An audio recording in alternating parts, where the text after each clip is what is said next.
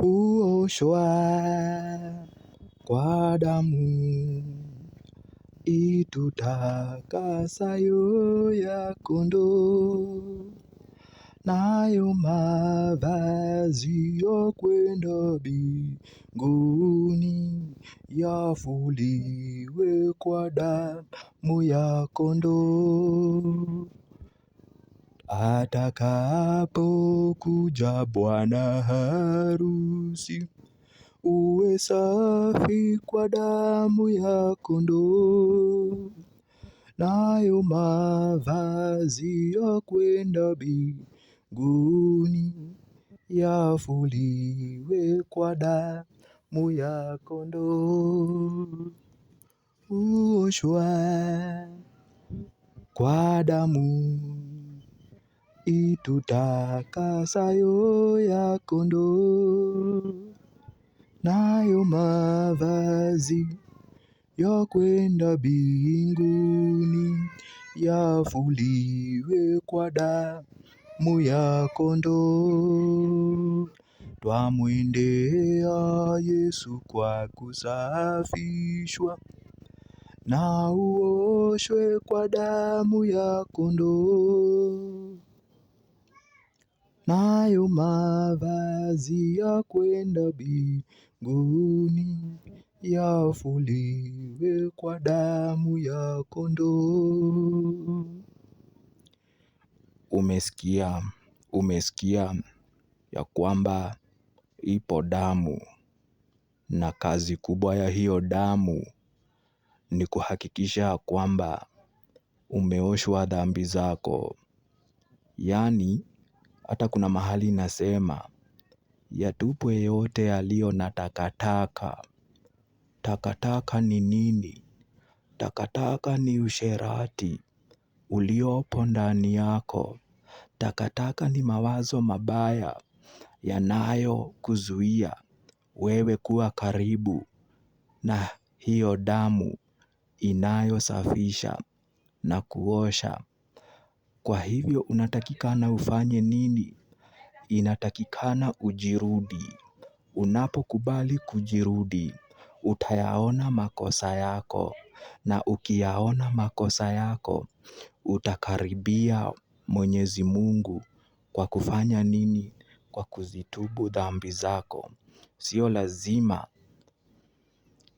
lazima useme ati masaa bado. Haujui vile Mungu atakaporudi kutakuwa. Na kwa sababu haujui hivo, ni heri uchukue hatua ya kuosha roho yako. Msimu huu wa Pasaka, osha roho yako kwa damu ya Yesu inayotiririka msalabani, na kwa sababu lengo lake ni kukubebea dhambi ili wewe uwe kiumbe huru. Sasa mbona ulazimishe kubeba mzigo mzito, na kuna aliyejitolea kuubeba kwa niaba yako?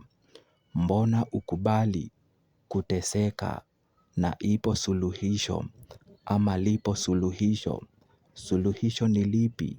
Ni la kukubali kuoshwa na damu ya Yesu, ambayo siku zote iko wazi, na haijalishi uliokosea, bora uyaone makosa yako na ujirudi. Kwa sababu wimbo inasema, rudia rudia kama vile kwa mtoto, nisisahau hata kidogo. Hebu nieleze kwa sauti ya upole, akili zangu Bwana ni fupi. Rudia rudia kama vile kwa mtoto, nisisahau hata kidogo.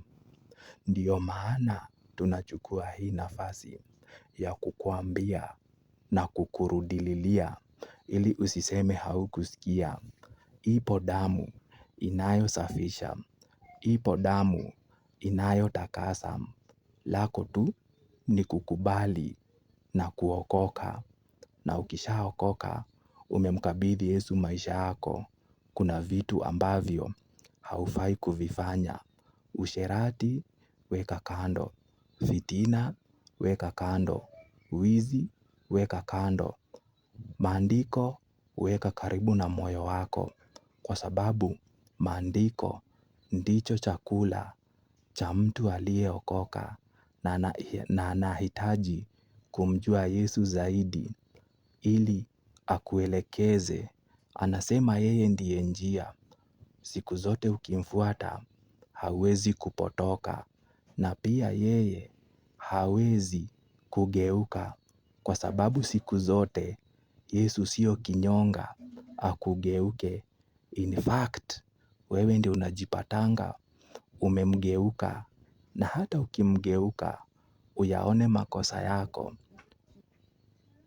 uyatubu, utaweza kusamehewa na dhambi zako siku zote zitakuwa nyeupe kama theluji.